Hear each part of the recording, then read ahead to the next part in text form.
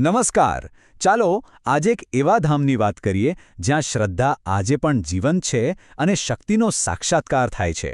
આપણે જાણીશું ગળધરા ખોડિયાર માના એ પવિત્ર સ્થાન પાછળની અદ્ભુત ગાથાને.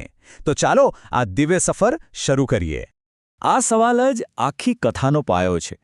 જરા વિચારો, એક એવો પડકાર જે દેખીતી રીતે અશક્ય જ લાગે, અને આ જ પડકાર આપણને માં ખોડિયારની અદમ્ય શક્તિ અને એમના અપ્રતિમ બલિદાનની ગાથા તરફ દોરી જાય છે.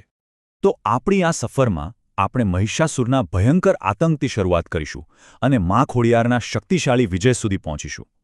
એ પછી આપણે જોઈશું કે કેવી રીતે એમના બલિદાનમાંથી પવિત્ર ગળધરા તીર્થનો જન્મ થયો, અને છેલ્લે ત્યાંની જીવંત પરંપરાઓ અને ભવ્ય ઉત્સવોની દુનિયામાં ડોક્યું કરીશું.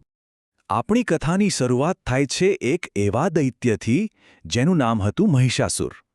એના અત્યાચારથી ધરતી અને આકાશ બંને કંપી ઉઠ્યા હતા, અને એની સામે દેવો પણ લાચાર બની ગયા હતા. પણ સવાલ એ છે કે મહિષાસુર આટલો શક્તિશાળી હતો કઈ રીતે?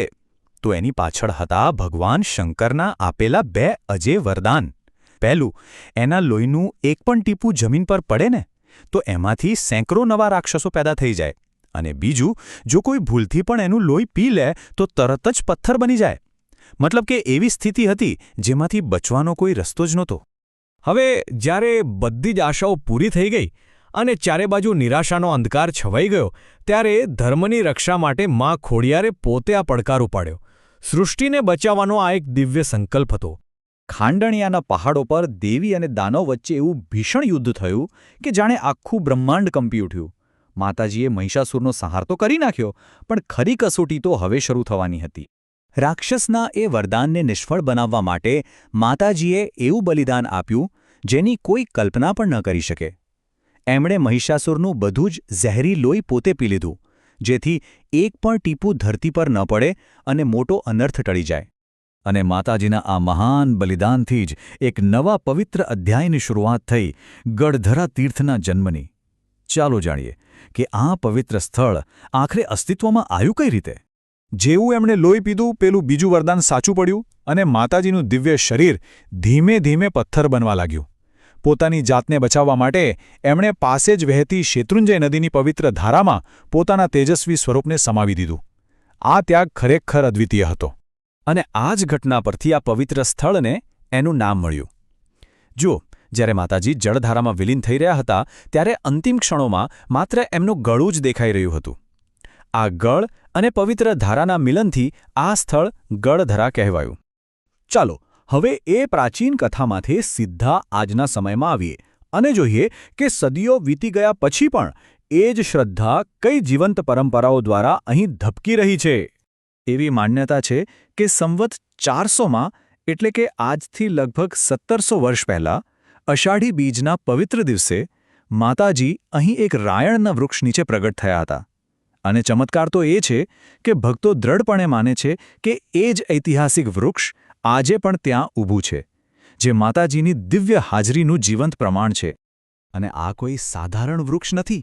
એવું માનવામાં આવે છે કે આ રાયણનું વૃક્ષ લગભગ 2000 વર્ષ જૂનું છે.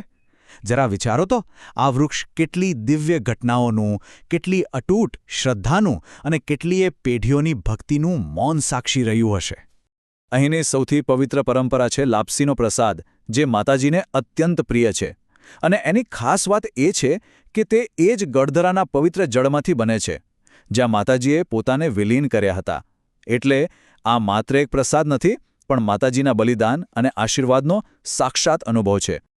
તો ચાલો હવે ગળધરાના ભક્તિમય વાતાવરણમાં ડૂબકી લગાવીએ અને જોઈએ કે કયા કયા ભવ્ય તહેવારો દ્વારા આ શ્રદ્ધાને આખું વર્ષ જીવંત રાખવામાં આવે છે. ગળધરા ધામમાં ભક્તિનો પ્રવાહ ક્યારેય અટકતો નથી. ખોડિયાર જયંતીથી લઈને દિવાળી સુધી દરેક તહેવાર અહીં ખૂબ જ શ્રદ્ધા અને ધામધૂમથી ઉજવાય છે. પણ આસો નવરાત્રિ દરમિયાન અહીંનો માહોલ કંઈક અલગ જ, એકદમ દિવ્ય હોય છે. આસો નવરાત્રિમાં તો ભક્તિનો રંગ અહીં ચરમસીમાએ પહોંચી જાય છે. દરરોજ સવાર સાંજની આરતી તો થાય જ, પણ નવરાત્રિના પહેલા 7 દિવસ મધ્યરાત્રિએ 12 વાગે એક વિશેષ મહાઆરતી પણ થાય છે. સાચે જ આ એક એવો અનુભવ છે જે શબ્દોમાં વર્ણવી ન શકાય. અને અંતે આ બધી જ કથાઓ, પરંપરાઓ અને માન્યતાઓનો સાર આ એક અતૂટ વિશ્વાસમાં આવીને અટકે છે કે સાચા ભાવે પ્રાર્થના કરનાર ભક્તને માં ક્યારેય નિરાશ કરતી નથી. બસ આ એક વાક્ય જ ગળધરાને લાખો લોકો માટે શ્રદ્ધા, શક્તિ અને શાંતિનું કેન્દ્ર બનાવે છે. જય ખોડિયાર.